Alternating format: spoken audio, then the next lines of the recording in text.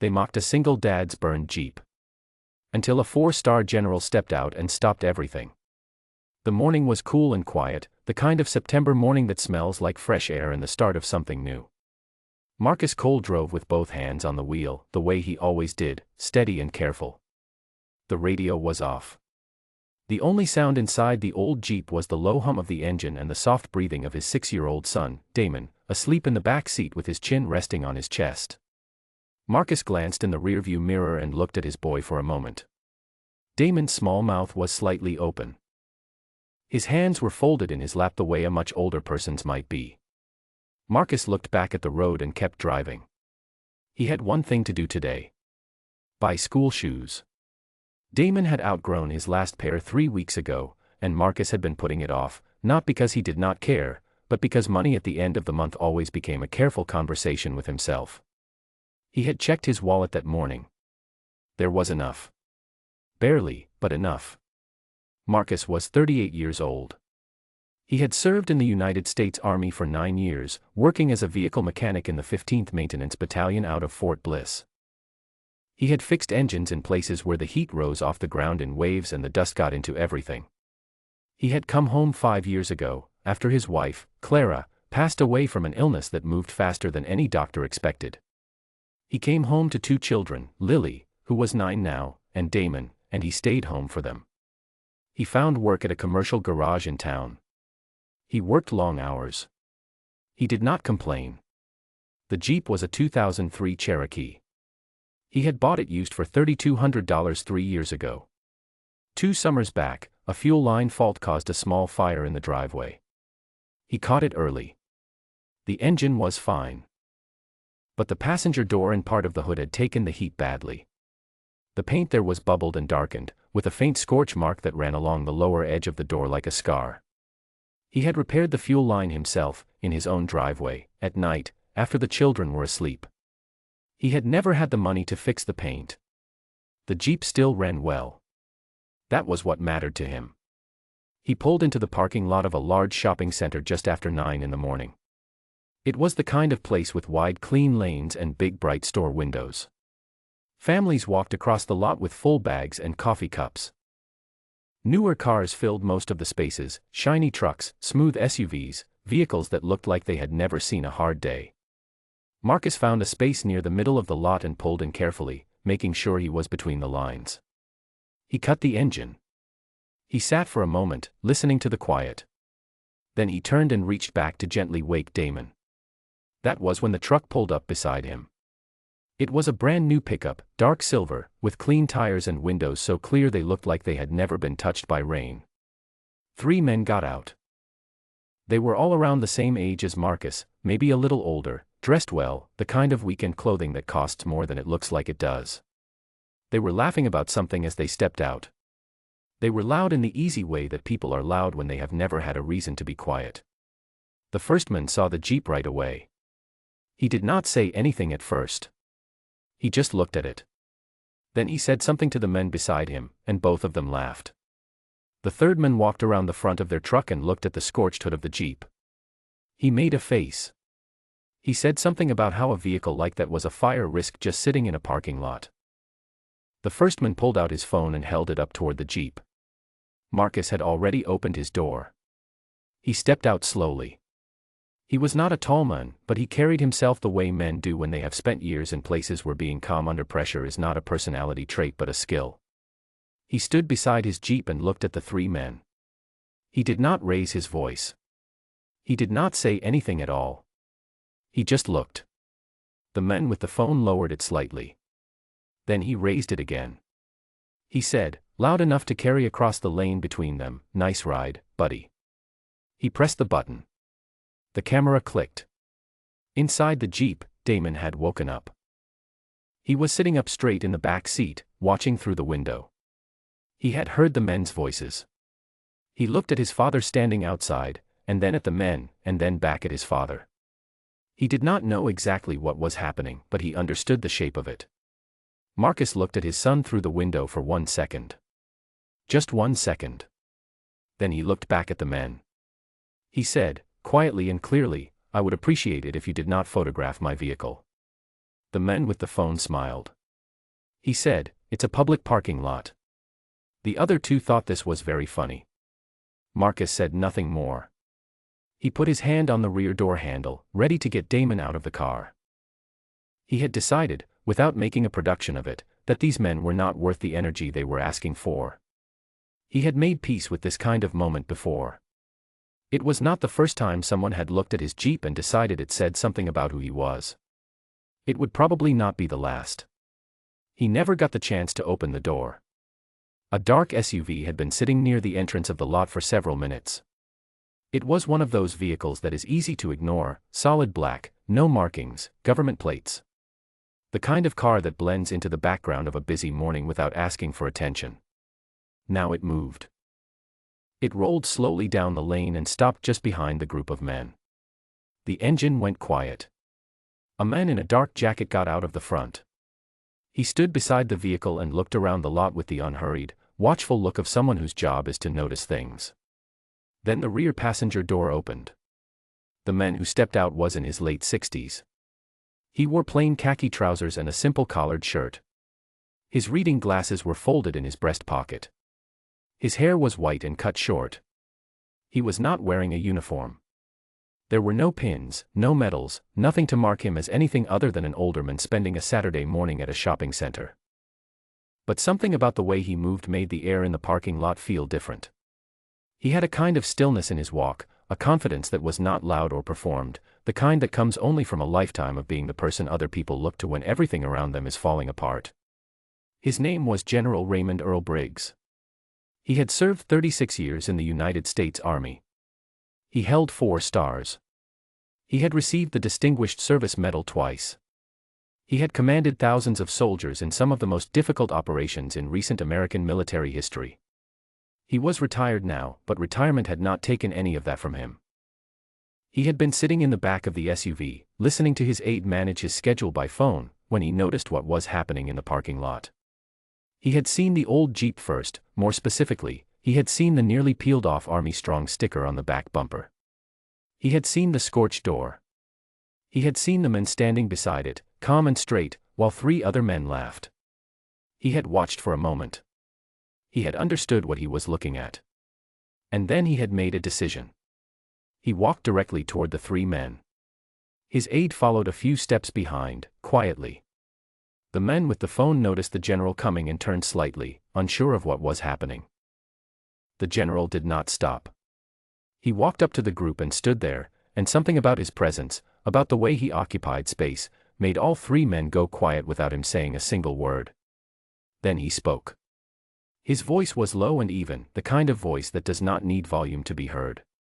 He asked them what they found amusing about the vehicle parked next to theirs. The men who had taken the photo started to answer. The general did not let him finish. He said he was not asking for an explanation.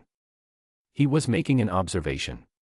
He said that the vehicle they were photographing and laughing at belonged to a man who had served this country. He said he did not know for how long, and he did not need to know, because the sticker on the bumper was enough. He said that a burned door on a working vehicle does not tell you what a man is worth. It tells you what a man has survived and kept going anyway. He said it without heat. Without drama. He said it the way someone states a fact they have no doubt about. The 3 men were silent. The one who had been the loudest was now looking at the ground. None of them seemed to know where to put their hands. The general turned away from them. He walked across the narrow lane to where Marcus was standing. He extended his hand. Marcus looked at him for a moment. Then he shook it. The general asked him which unit. Marcus told him, 15th Maintenance Battalion, Fort Bliss. The general nodded slowly, the way someone nods when they know exactly what that means. He asked how long Marcus had served. Marcus told him 9 years. The general asked about the Jeep. Marcus explained, the fuel line, the fire, the repair he had done himself. He said it plainly, without apology. He said the engine was solid. He said it still did everything he needed it to do. The general listened to every word. He did not look past Marcus. He did not check his phone. He listened the way that very few people listen, with his full attention, as if this conversation was the only thing happening in the world. By this point, people nearby had begun to notice. A woman with a stroller had slowed down. A couple near a parked car had stopped talking to each other. A few people had taken out their phones, not to mock, but because something about what they were watching felt important and they did not want it to disappear. The three men who had been laughing were still standing beside their truck. They had not left. It was as though they did not quite know how to walk away from what they had caused. The men who had taken the photo looked at Marcus. Then he looked down at his phone. He held it up so Marcus could see the screen. He found the photo. He deleted it. He did not say anything while he did it. He just did it and then put the phone in his pocket. It was not close to enough, and everyone in that parking lot knew it. But it was what he had. The general glanced back at the men briefly, then returned his attention to Marcus. He told Marcus that he appreciated his service. And he meant it in the full and heavy way, not as something said automatically, the way people say it while walking past, but as a statement from one person who understood the cost to another person who had paid it. Then the general did something that none of the onlookers expected. He walked over to the Jeep and leaned down toward the back window, where Damon was sitting with his face pressed almost against the glass, watching everything with wide, serious eyes. The general smiled at the boy. Then he said something to him through the glass, quiet enough that only Damon could hear it clearly. Whatever it was, Damon sat up straighter. His chin lifted slightly. He looked like someone who had just been told something he planned to remember for a very long time. The general straightened up, said a brief goodbye to Marcus, and walked back to the SUV. His aide was already holding the door. The general got in. The door closed. The SUV pulled smoothly out of the lane and drove away. Marcus stood in the parking lot for a few seconds after the vehicle disappeared. The three men got into their truck quietly and drove off without another word. The people who had gathered began to move again, slowly, as though waking up from something. Marcus opened the rear door of the Jeep and unbuckled his son. Damon climbed out and immediately took his father's hand. They walked together toward the store. The morning was still cool. The air still smelled clean. Inside the store, they found the children's shoe section without trouble. Damon walked along the low shelves with great seriousness, testing the weight of each box with one hand before deciding which ones to open. He chose blue sneakers with a Velcro strap, which he declared were the best ones because they were fast to put on. Marcus agreed that this was a very good reason. He checked the price, checked his wallet, and nodded. While the cashier scanned the box, Damon looked up at his father. He asked who the old man in the parking lot was. Marcus thought about this for a moment. He told his son that the man was a general. He explained that a general was someone who had led thousands of other soldiers through very difficult situations. Someone who had spent their whole life serving, and who had earned a great deal of respect. Damon thought about this. Then he asked if the general was Marcus's boss. Marcus laughed. It was a real laugh, the kind that arrives without planning, quiet and warm. He said no. He said the general was not his boss. He said they had never met before today. Damon looked confused. He asked why the general helped them then, if he did not even know them. Marcus picked up the shoe bag from the counter and took his son's hand again. They walked toward the exit. He thought about how to answer. He said, because he saw something that was not right, and he was the kind of man who does not walk past things like that. Damon nodded. He did not say anything else. But he held his father's hand tighter as they walked through the sliding doors and back out into the morning. That evening, 3 separate people who had been in the parking lot that day posted short videos online. None of them had filmed anything that should not have been filmed. They had captured the general walking over, the conversation, the handshake, the moment at the car window.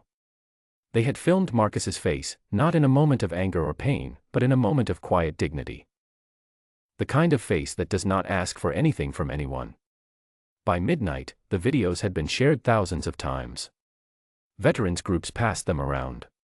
People who had never served shared them too. The comments were full of people writing about their own fathers, their own brothers, their own uncles who came home from service and drove old cars and never said a word about it. Someone found out who the general was. His name was searched and shared alongside the videos.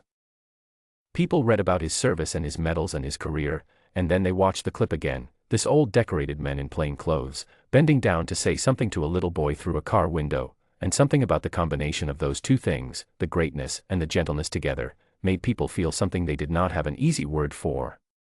A veteran-owned auto body shop 2 towns over reached out to Marcus through a mutual contact later that week.